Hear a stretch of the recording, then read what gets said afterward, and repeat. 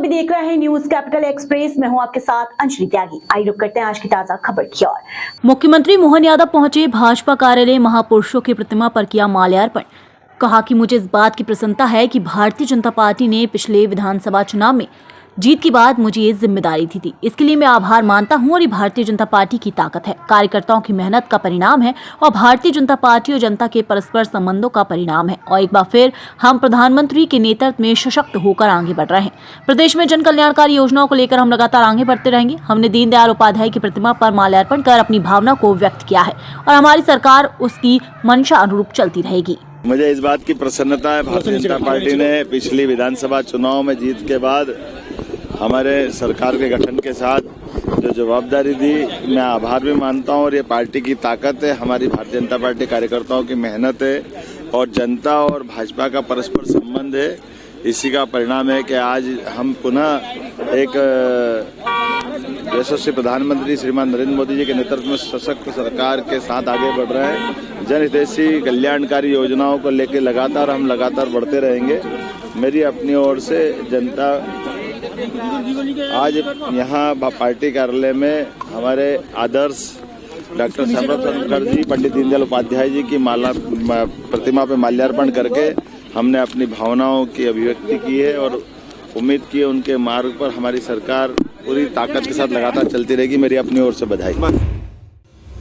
जबलपुर की पनागर पुलिस ने देवरी स्टेशन के पास अवैध मादक पदार्थ गांजा बेचने की फिराक में खड़े आरोपी को गिरफ्तार किया है। जहां मामले की जानकारी देते हुए थाना प्रभारी अजय सिंह ने बताया कि मुखबिर से सूचना मिली कि देवरी स्टेशन के पास एक व्यक्ति बैग में अवैध मादक पदार्थ गांजा लिए हुए खड़ा है। सूचना पर तत्काल कार्रवाई किए जाने टीम गठित कर मौके पर दबिश देते हुए उक्त व्यक्ति को पकड़ा गया, जिसका नाम पूछने पर उस व्यक्ति ने अपना नाम सचिन सोनी निवासी बताया। जिसकी बैग की तलाशी लिए जाने पर बैग में करीब 4 किलो 855 ग्राम गांजा पाया गया, जिसे जब्त कर आरोपी को गिरफ्तार कर एनडीपीएस एक्ट के तहत मामला दर्ज किया गया। थाना प्रभारी अजय सिंह ने बताया कि आरोपी ने बताया कि वे बिलासपुर में मादक पदार्थ गांजा लेकर आया हुआ था, जहां आरोपी गढ़ा निवासी से पूछताछ की जा रही है। कल मुखबिर द्वारा सूचना मिली थी कि देवरी रेलवे स्टेशन पर एक सचिन सोनी नाम का व्यक्ति जो गढ़ा निवासी है, वो एक बैग में गांजा लिए हुए कहीं जाने की फिराक में है। तत्काल टीम को भेजा गया और टीम को भेज करके वहाँ तक उसकी तलाशी की गई तो वो देवरी रेलवे स्टेशन के पास में मिला। हमने उसके पास से 4 किलो लगभग 855 ग्राम गांजा जब्त किया है और उसे गिरफ्तार कर उसकी कार्रवाई की जा रही है। सर, इसकी ये जानकारी है कि ये गांजा कहाँ से लेके आ रहा था और किसको देने जा रहा था? अब इससे हम पूछताछ कर रहे हैं तो इसने बिलासपुर से आना बताया है। बिलासपुर में ये बता रहा है कि हमने एक आदमी से लिया था, उसकी जानकारी उसको नहीं है कौन है। रेलवे स्टेशन पर उस व्यक्ति से इसकी बातचीत हुई थी और हम उससे पूछताछ करके और जो जैसा होगा उसमें आगे कार्रवाई करेंगे। सर, इस पे और भी इसी प्रकार के कोई अपराध दर्ज है पहले? हमने गढ़ा थाने में संपर्क किया और गढ़ा थाने को सूचित किया है और उसका आपराधिक रिकॉर्ड मंगवाया है। सर, ये अकेला था कि इसके साथ? अकेला था ये। जबलपुर में बेखौफ बदमाश लगातार आपराधिक वारदातों को अंजाम देकर पुलिस के सामने चुनौती पेश कर रहे हैं। आज शहर के अंधमुख बाईपास के समीप लुटेरों ने दिन दहाड़े लूट की वारदात को अंजाम दे दिया। एक निजी फाइनेंस कंपनी में रिकवरी एजेंट के रूप में तैनात विवेक काची नाम के युवक को मोटरसाइकिल सवार 3 बदमाशों ने घेर लिया और उसके पास रखा बैग छीनकर भाग निकले। इस बैग में फाइनेंस कंपनी की रिकवरी के करीब 2 लाख की नकदी थी। वारदात की खबर पाकर मौके पर पहुंची पुलिस ने लूट के शिकार रिकवरी एजेंट के बयान लेने के साथ ही आसपास के लोगों से पूछताछ शुरू की। पुलिस के मुताबिक मझगवा थाना इलाके के ग्राम विदुराहा का रहने वाला विवेक काची भारत फाइनेंस कंपनी में रिकवरी एजेंट का काम करता है। वे शहर और ग्रामीण इलाकों से रिकवरी का पैसा लेकर जो वापस अपने दफ्तर की ओर लौट रहा था कि तभी अंधमुख बाईपास के आगे हाईवे पर मोटरसाइकिल पर सवार 3 बदमाशों ने उसका बैग छीन लिया। वारदात के वक्त रिकवरी एजेंट के बैग में 1,97,000 की नकदी थी, जो वे अलग अलग इलाकों से रिकवरी करके ऑफिस में जमा करने जा रहा था। एक दिन दहाड़े लूट की वारदात सामने आई है, क्या कुछ मामला? यहाँ अंधमुख बाईपास के आगे ये पेट्रोल पंप है, पेट्रोल पंप के सामने रोड की घटना है। विवेक काची है, ये ग्राम बिदुरहा मझगुआ थाने का है। तो ये यहाँ पर ये भारत फाइनेंस कंपनी है। भारत फाइनेंस कंपनी में ये रिकवरी करता था और रिकवरी करके गांव से आ रहा था ये, और करीब 1,97,000 रुपये बैग में रखे था। जो बैग छीन के 3 मोटरसाइकिल वाले थे और भाग गए हैं। इसमें टीम हमारी लगी हुई है लगातार इसमें, और कंट्रोल को सूचना दे करके पूरी नाकेबंदी कराई गई है प्रयास कर रही है पुलिस और उसमें कामयाब हो जाएगी लूट की किस तरह की वारदात को अंजाम दिया था उनने? 1,57,000 वारदात को कैसे अंजाम दिया उनने, क्या छीन के ले गए बैग उससे। 3 लोग थे, मोटरसाइकिल में थे, तो उनका बैग छीन के ले गए। कोई हथियार वगैरह भी थे? अब हथियार की अभी तो मुझे जानकारी नहीं मिली है, पर अभी उसको छीन के और बैग ले गए हैं और उसमें लूट कायम करवाया जा रहा है। मध्य प्रदेश कांग्रेस प्रदेश अध्यक्ष जीतू पटवारी ने आष्टा जिला सीहोर के मृतक मनोज परमार के बेटे से बातचीत की। कहा, पूरी कांग्रेस आपके साथ खड़ी है, घबराना डरना मत। मनोज परमार के बेटे ने बताया कि कुछ नेता भी इस मामले में लिप्त हैं और प्रदेश अध्यक्ष ने कहा कि आत्महत्या नहीं, हत्या है। भाजपा प्रशासन और ईडी द्वारा मनोज के बच्चे ने मुझे सार्वजनिक रूप से मीडिया के सामने ईडी के अधिकारी का नाम लिया है, जिनके द्वारा उन्हें प्रताड़ित किया जा रहा था। एक माता पिता की हत्या, ये आत्महत्या नहीं, हत्या है। एक 15 साल का, 12 साल, 13 साल के बच्चे छोटे और ये सरकारी हत्या है। 9 साल पहले CBI केस हुआ, फिर पुलिस ने उससे पहले जो भी कार्रवाई की। अब 5 साल 7 साल बाद ईडी आई। ईडी ने भी अपनी पूरी कार्रवाई की और उसके बाद ये कोई संदीप कुमार साहू डिप्टी डायरेक्टर हैं, इन्होंने इनको बार बार यातनाएं दी। जो बच्चे ने मुझे मीडिया के सामने सार्वजनिक रूप से पहली बार मेरी उनसे मुलाकात हुई तो ये बताया कि हमें बीजेपी ज्वाइन करने के लिए प्रेशर बनाया द्वारा बनाया गया। जो बीजेपी के अध्यक्ष हैं भारतीय जनता पार्टी के, वो बार बार शिकायत कर रहे थे और ये हमने विभागीय अधिकारियों से पता लगाया। ये बच्चे के वक्तव्य। मैसेज क्या है? मैसेज ये है कि जो नरेंद्र मोदी ने इलेक्ट्रॉल बॉन्ड में ईडी के छापे डलाए और इलेक्ट्रॉल बॉन्ड में पैसे लिए, ये एक तरह से सुप्रीम कोर्ट ने एडमिट किया और ईडी की दुरुपयोग का सबसे बड़ा मामला सामने आया। मैसेज क्या है? मैसेज ये है कि बीजेपी, बच्चे ने कहा बीजेपी ज्वाइन करने की बात की, तो बीजेपी को ज्वाइन करना यानी जो बार बार नेताओं पर ईडी की कार्रवाई कराना, अलग अलग राज्यों में से महाराष्ट्र हो, मध्य प्रदेश हो, राज्यों में भी ईडी, आसाम हो, ईडी की कार्रवाई करके बीजेपी ज्वाइन की लोगों ने। तो वो जो बार बार इन पर बीजेपी पे आरोप लग रहे हैं, एक बार यहाँ भी सिद्ध हुआ। अब वो तो नेता थे, वो इलेक्ट्रॉल बॉन्ड में पैसा बीजेपी को उद्योगपतियों से लेना था तो उन पर ईडी की कार्रवाई की और पैसा लिया। पर ये मासूम बच्चों का क्या गुनाह? राजनीति की बात नहीं है। ऐसे मामले में राजनीति करना एक तरह से व्यवहारिक रूप से अभद्रता मानी जाती है।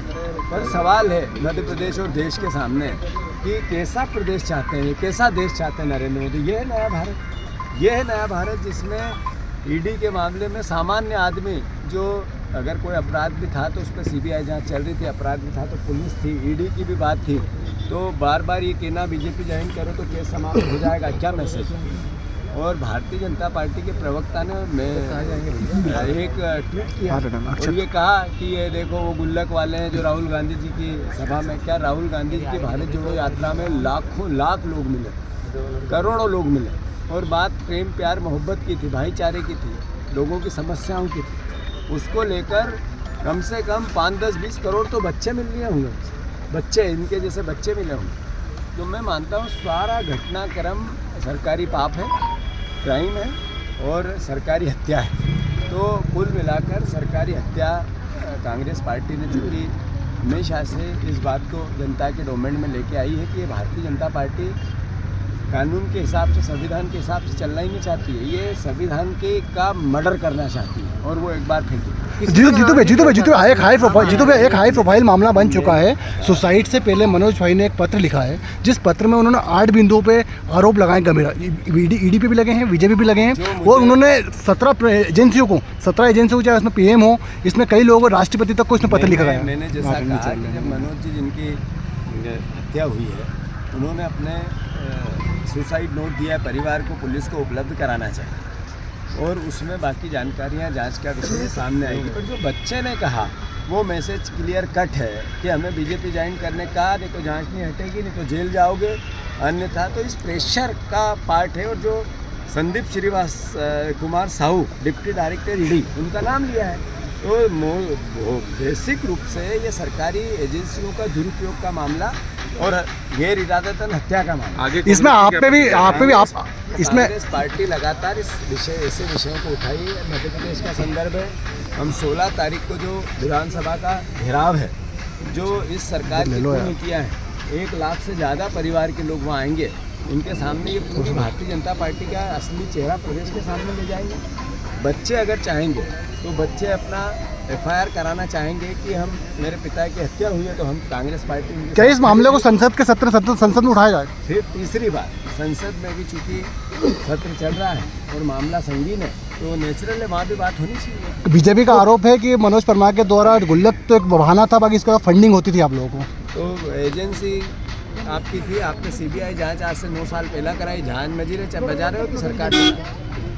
Okay sir. देखिए, आज हमारे आष्टा थाना क्षेत्र के अंतर्गत मनोज परमार और उनकी पत्नी द्वारा सुबह आत्महत्या करने की जानकारी प्राप्त हुई थी, जिस पर हमारी पूरी टीम और जितनी हमारी तकनीकी टीमें हैं, फॉरेंसिक, फिंगरप्रिंट, ये सभी स्पॉट पे पहुंची हैं। अभी इनका PM चल रहा है और उसके उपरांत जो भी आगे की कार्रवाई, अंतिम संस्कार आदि की प्रक्रिया की जाएगी।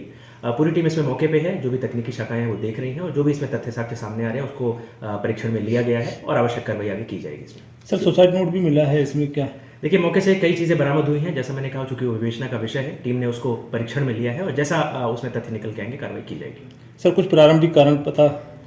देखिए, ऐसा कह पाना अभी तो स्पष्ट नहीं है, क्योंकि अभी घर वालों से भी पूरी बातचीत नहीं हो पाई है और जैसा मैंने कहा, अभी इनको हॉस्पिटल शिफ्ट किया गया है और वहाँ पे PM की कार्रवाई चल रही है। तो जैसे ही चीज़ें सेटल डाउन होती हैं तो पूरी पूछताछ पड़ताल में जो चीज़ें निकल के आएंगी उस आधार पर उसकी पुष्टि की जा सकेगी।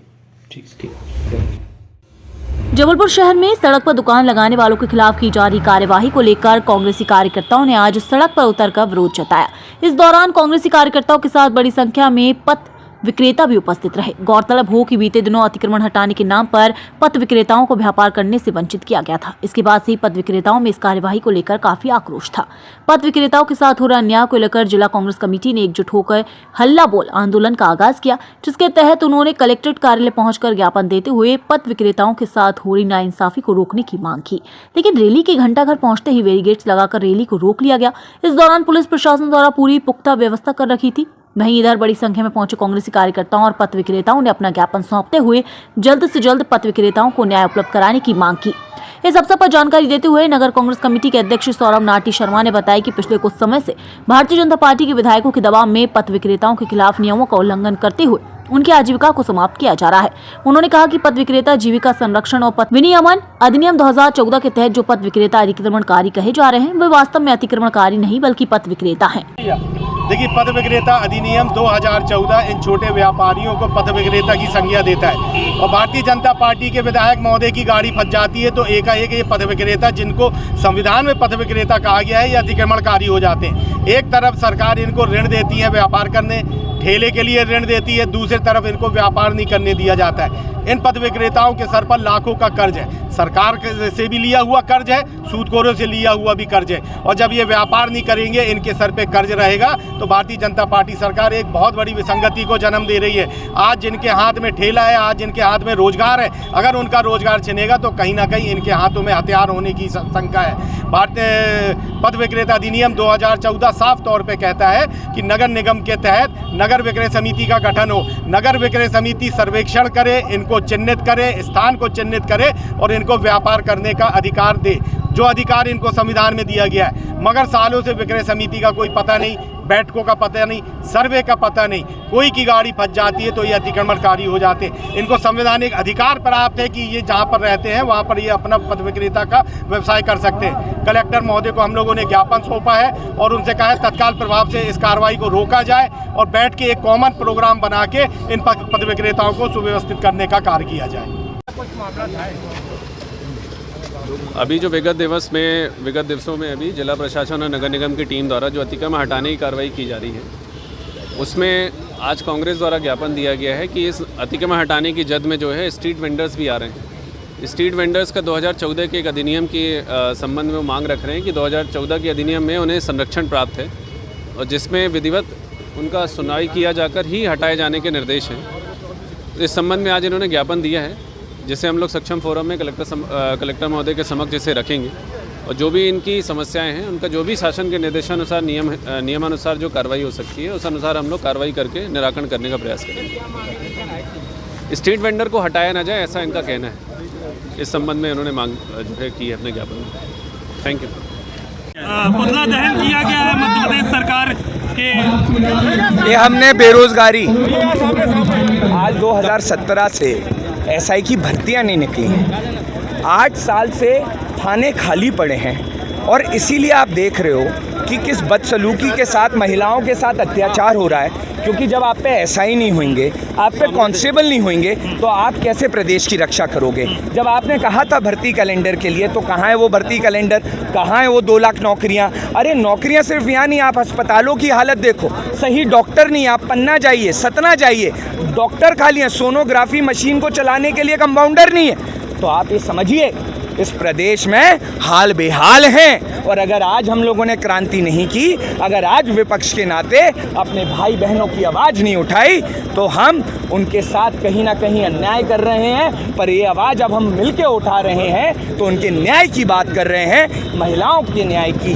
नौजवानों के न्याय की। और मेरा फिर से निवेदन है, ये बात पहुँचाइएगा भाजपा सरकार के मुख्यमंत्री जी तक और ये पूछिएगा कि आपने जो संकल्प पत्र में वादे किए थे वो अभी तक क्यों नहीं पूरे हुए। तो इस देश को भाषणों से शोषण मत करिए, इस प्रदेश का, उसको धरातल पे वो सुविधाएं दीजिए।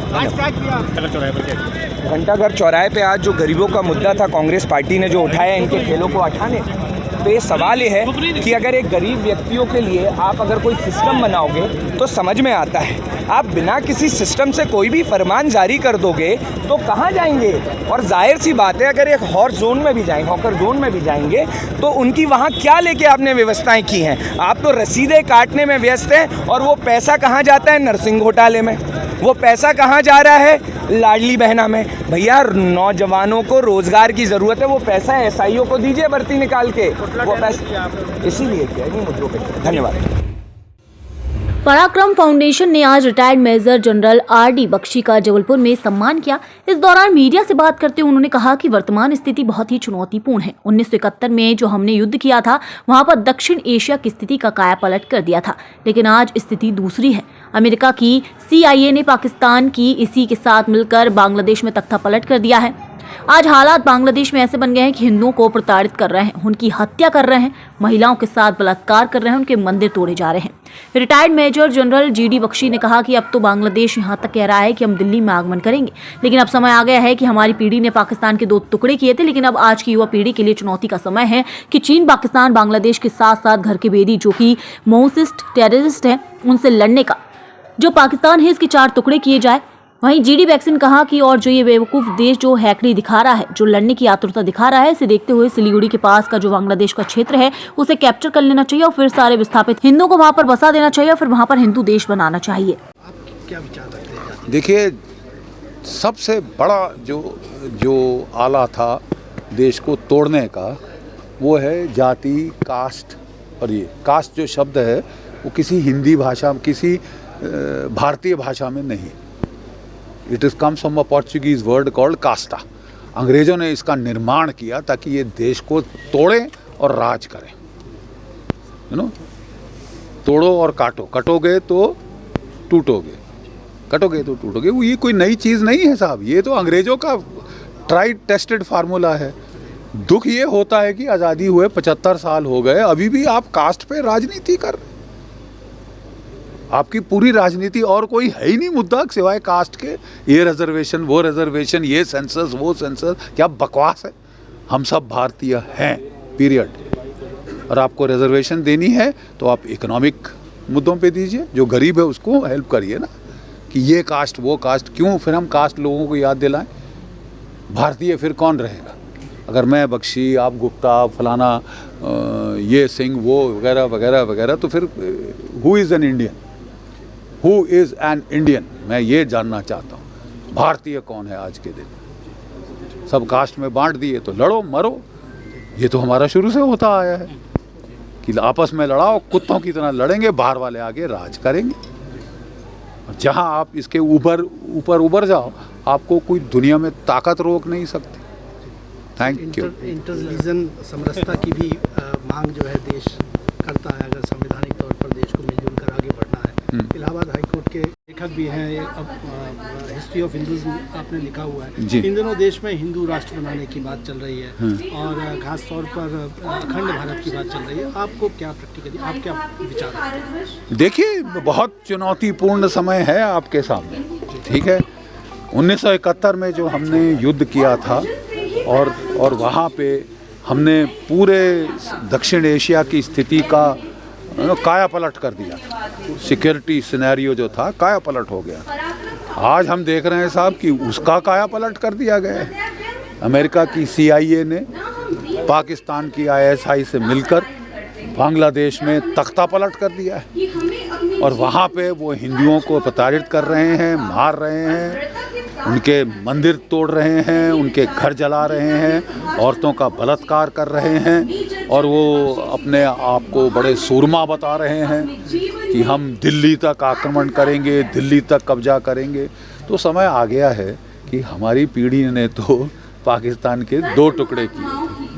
ये जो युवा पीढ़ी है आज, उसके लिए समय आया है, चुनौती का समय है। 2.5 फ्रंट वॉर से 3.5 फ्रंट वॉर आ गई।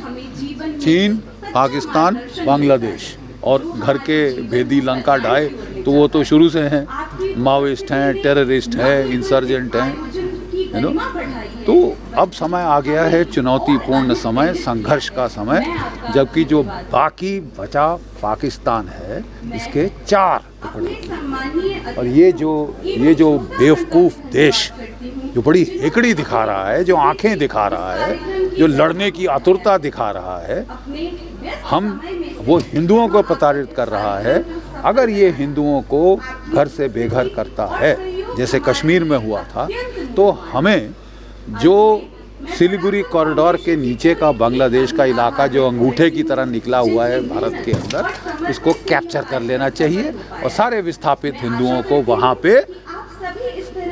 पे बसा देना चाहिए और हिंदू देश बनाना चाहिए। सबसे बड़ी बीमारी तो वो खुद हैं। सांप, हमने सुना था आस्तीन का सांप जो अगर एक भारतवर्ष में जीती जागती मिसाल है वो ये मोहतरमा, ठीक है। और जब इनको चीफ मिनिस्टर बना के जो हमने गलती करी थी वो आज तक हम भुगत रहे हैं उसका खमियाजा, क्योंकि इसने इतना नुकसान किया हमारा, इतना नुकसान किया। इसके नाम के ऊपर कि ये बड़ी देशभक्त अपने आप को बताती थी, इससे बड़ा देशद्रोही दूसरा नहीं। बड़ी खुशी की बात है कि कश्मीर के लोगों ने इनको इनका सही सत्य और चेहरा दिखा दिया। तो आतंकी घटनाएं लेकिन जो कश्मीर में हैं उसको लेकर आप क्या कहेंगे कि वो पूरी तरह से? देखिए, आतंक की घटनाएं जो हैं, पहले ये मैं था Romeo force commander Rajouri Poonch में हाँ, और वहाँ हमने 2004-2005 में कमर तोड़ दी थी आतंकवाद की, खलास कर दिया। उसके बाद लोग थोड़े निश्चिंत हो गए, वहाँ से फौजें हटाने लगे, यूनिफॉर्म फोर्स को लद्दाख भेज दिया। रोमियो फोर्स जहाँ 18 पलटनें होती थी आज वहाँ 7 पलटनें कर दी। तो जब आप गैप खोलते हैं तो दुश्मन भी तो देखता है और फ़ायदा उठाता है। आज एक नया विकल्प शुरू हो रहा है कि साहब ये जो है हम फौज की नफरी बहुत ज़्यादा है, कम करो, पैसा बड़ा लग रहा है, पेंशन देनी पड़ रही है।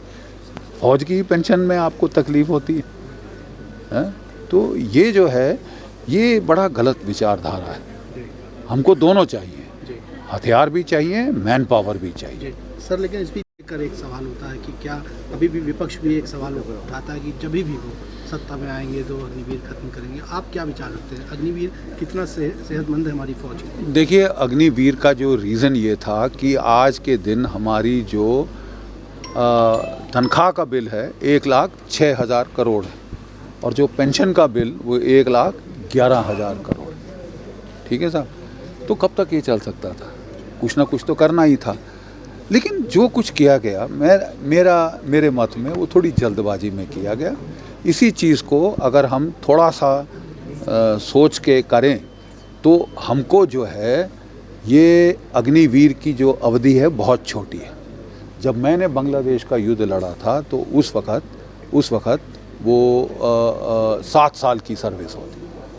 उसमें आदमी ट्रेन ठीक से होता है, घुल मिल जाता है यूनिट में, बॉन्ड्स बन जाते हैं और वो लड़ाई के मैदान में काम आते हैं। तो 4 साल से अवधि 7 साल बढ़ाइए। अभी 25% को रखा जाता है, 75% को घर भेज दिया जाता है। उसको 70% को रखिए और केवल 20-25% को वापस भेजिए, ठीक है। क्योंकि ये कहना कि साहब हम दूसरा कैरियर बड़ा बढ़िया देंगे, अरे पहले कैरियर का क्या हुआ? पहला कैरियर अगर नहीं ठीक होगा तो मुझे बताइए, अगर आज के दिन गांव का एक लड़का सीआरपीएफ में जाए, बीएसएफ में जाए, आईटीबीपी में जाए और ये जो हमारे बाकी अर्धसैनिक बल हैं वहाँ जाए, 58 साल की नौकरी कर सकता है, तो इजी मैड क्यों आएगा वो 4 साल की नौकरी के लिए? और आएगा तो तभी आएगा जब उसने सब कर लिया और कुछ नहीं हुआ। अभी हमने सुना खबर कि एक बेचारा लड़का वो अग्निवीर के लिए दौड़ लगा रहा था, हार्ट अटैक हो गया, मर गया, ख़त्म हो गया। मतलब फिर आपको ऐसे बेचारे लोग मिलेंगे जो कि वो बोले ना कि सब जगह छट गए, कहीं और नहीं हुआ तो साहब चलो फौज चलो, ऐसे पुनर्विचार करना चाहिए। उसका पुनर्विचार बहुत आवश्यक है। बांग्लादेश में सर जिस तरीके